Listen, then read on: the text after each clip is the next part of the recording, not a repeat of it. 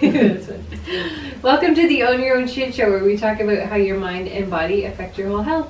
I'm Lisa. And I'm Andrea. And if you've been watching and following along, you know the drill. Check out our links below if you want to hear more about us. But yeah, do you get sad during the holidays? Do you struggle with depression? Do you find you're alone? You don't really have family nearby, or many family left? Yeah. Did you lose a family member? Yeah, around the holidays? Yeah. I know I did. I did too. Did you? Who did you Yeah, lose? my grandpa, Christmas Eve. Oh, it's harder when it's closest to the holidays. My oldest cousin on my mom's side was killed by a drunk driver about 2 days before Christmas one year when we were younger. And yeah, it becomes the thing that predominates not only that Christmas, but multiple Christmases afterwards. I think it actually changed how we all interacted ever since. For sure. So yeah, if you have issues like that and you really struggle with the holidays because you don't really know what to do with yourself or how to not be depressed around the holidays, stick with us because we're going to discuss that in this episode this week, and we're going to give you some suggestions and tips, some tools and ways that you can maybe get yourself out of that state. Yeah, exactly. It's not a nice place to be. For sure. Yeah. So stick around. Hey, just a quick heads up. Content here may not appeal to everyone. Well, everybody's lost somebody. Everybody has lost somebody. You know, and even if it's not close to Christmas, even if you've lost somebody at the beginning of the year, it's the first Christmas without them. Yeah, right? It's sad. It is sad, and you know, we all dwell on that. You know, it's interesting. My son's girlfriend came to live with us a year ago. And she's an only child, and she's never really had any pets, or she's lived like in a house in a town. We live on a farm, and so we lose multiple animals every year. Like cats disappear, cats die, dogs die, goats die, raccoons. You know, we see death on a regular basis, so we become a little bit benumbed to it, if you will, right? Even though we feel it. Every kitten that doesn't survive a batch, I cry. Absolutely I do. It is. And it's hard. But in a way, you become more resilient to death. So when Faith moved in with us, she never really lost anything. And then started experiencing kitten deaths and things like that. And then back home, her dog that she'd had for 12 years finally passed away. Like things like that. So, you know, we've really had to help her deal with that. And I remember the first time, I was like, she was so overwhelmed and dazed and feeling depressed and really low. And I had to really sit and talk with her. And I said, I hope you don't think that we're cold. We're not. It's just we become a little more resilient to it. That's right. So with loss, it's not about not feeling it and not honoring it, but at some point you have to kind of I am still alive, I have to move on and keep them in my heart and remember and move forward with my life. And that's in essence what depression is. It's like living in your past too much as opposed to living in the now.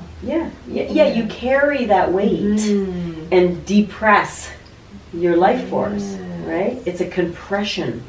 And you kind of, you know, turtle in, right? Yeah. And you wallow in it. I'm not saying this in a bad way. I'm not trying to be mean because hey, I've had depression. Yeah. I think we've all had our episodes. Thankfully, I am fairly an optimistic person, and I have optimistic people in my life that have helped me. Kind of, you know. Yeah, for sure. But if you don't, if you're alone and you're struggling with depression, we have some great tips and suggestions. So I think the first thing I always think of is, and we were just discussing before we started, is, you know, doing something that makes you feel a little lighter today, right? Even if it's just walking out. If you like to go outside. If you don't like to go outside, then hey, stay inside and find something that you like to do, like puzzles or whatever you do that just puts you in a place of, I'm attentive to just this, and it makes me happy.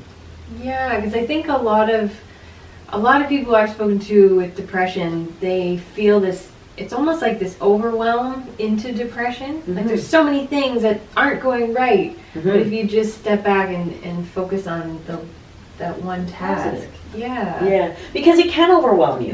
And you can get so sunk into it that it's really hard to get yourself out of it. If you're that far into it, you know, I'm sure you're probably taking medication, and or there is, you know, remedies. I'll share a link below to my Joy Kit, right? But at the same time, the remedy's job is to kind of open that door and let you see a little clearer where you're at, but you still need to make the changes. That's right. Right? Like finding things that make you happy. Finding things to light in your life. Like even if it's loading up vitamin D, which helps with depression. It's a massive supplement that most depressed people are low on. In the winter, getting those sun lamps. Oh, those are good. Yeah, so I actually, even though I'm not a SADS person, like I don't get affected by seasonal affective disorder at all, but because I'm outside all the time, right? I have the animals and I'm always outside and I'm always doing things outside and we ski and we, you know, so we get a little bit of sunshine even if it's gray.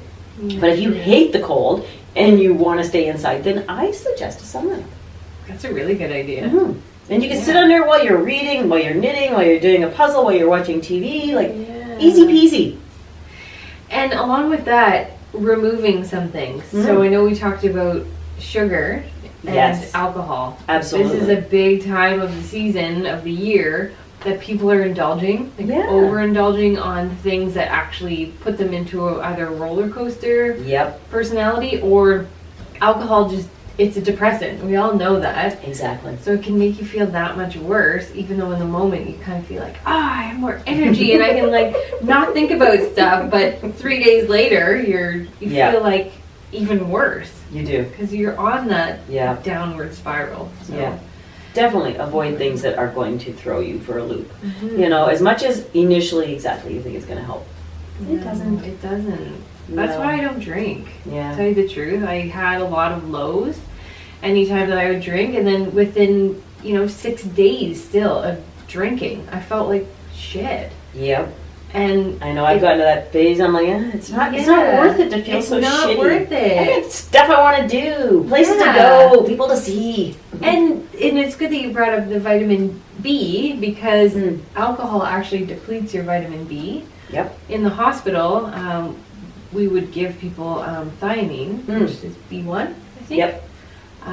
Just to help elevate them after drinking. Oh, really? So, interesting. Well, I know in my hangover kit, it's one of the first things I suggest is high B vitamins before you go out drinking. Yeah. Not that I'm advocating drinking, but people do it. But you're going to do it. Yeah, this was sort of for my nieces and stuff when they were younger and they were partying and they were university and stuff. I actually made a hangover kit. I know how crazy that sounds, but people are going to do it. Well, exactly. You might as well help them along. Exactly. There is ways to lessen the load. Yeah.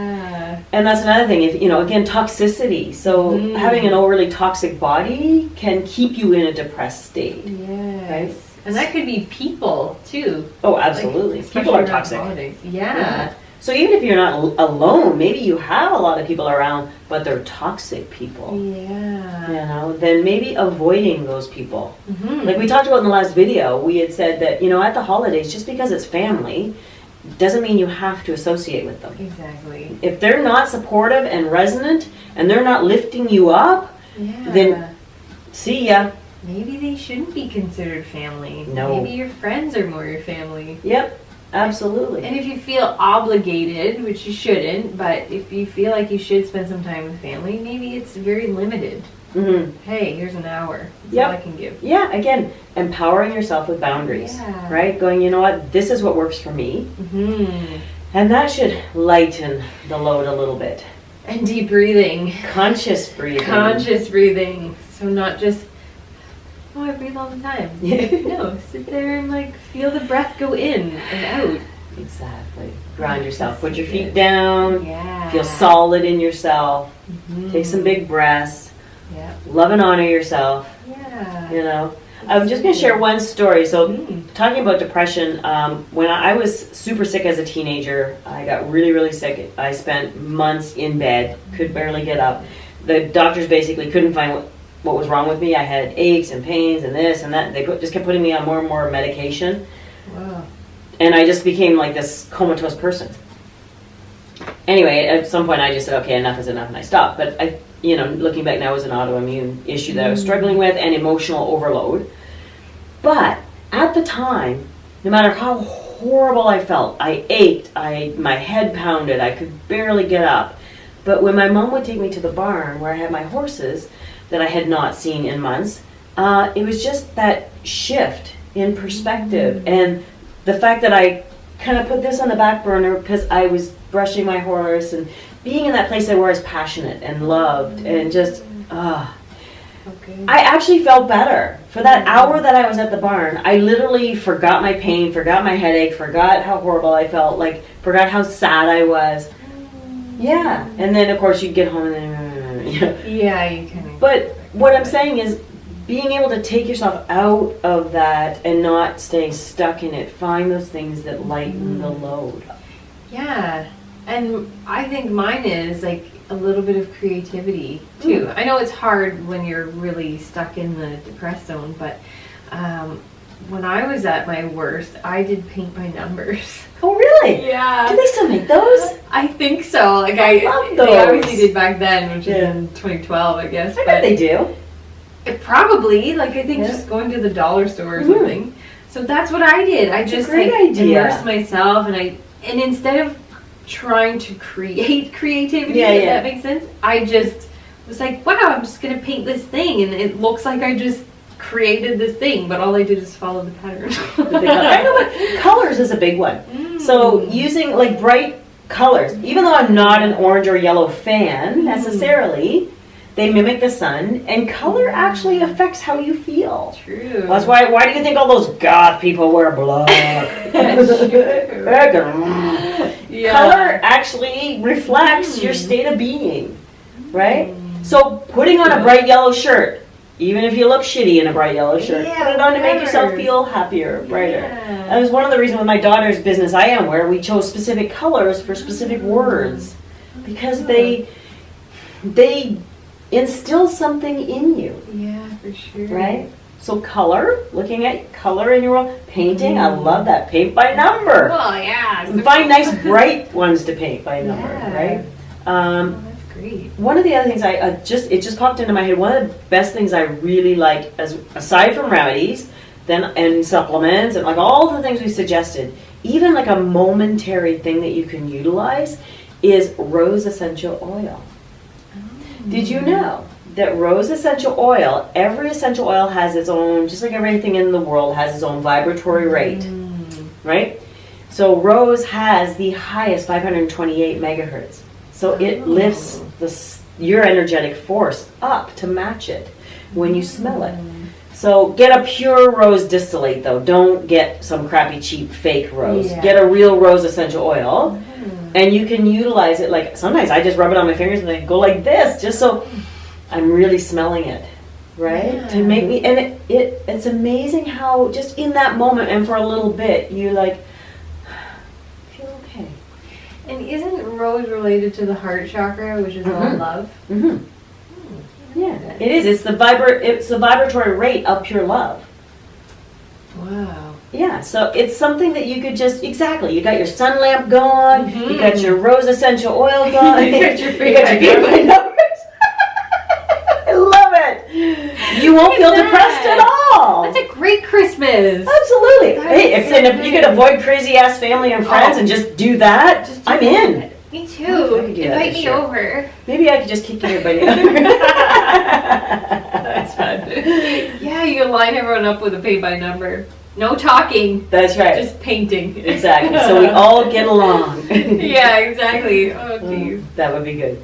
Anyway, hopefully this week has given you some good tips. If you really are struggling with depression and some of these tips you're not sure how to get started and you don't know, or you have a story you'd like to share with us, please share with us below or reach out privately. Yeah, we're happy to be here for you in whatever capacity we can. Yeah. Because it's not fun. No, and even if you need to vent or just kind of tell your story and you want someone to listen, like we're pretty good at listening. We are. So just comment below and message us privately, whatever is going to be best for you in this maybe hard time. Exactly. So, yeah, so if you like what you've seen, subscribe, ring the bell. We put out new videos every Thursday, so stay tuned. Maybe you'll be the first one to know, and you talk to all your friends about it, and they think that you're really smart. It'd be so cool. So cool. Just remember that the only thing in life that you have control over is yourself. That's right. So for the rest of this week, remember, be authentic, be empowered, and own it completely. Bye. Okie dokie, artichoke. Okay. Ready? Ready. Sure. Okay, ready? Sure. Okay. Okay. Don't forget to connect with us on your favorite social media sites so you can share your whole healthcare woes, wins, and other shit you'd like to discuss with us.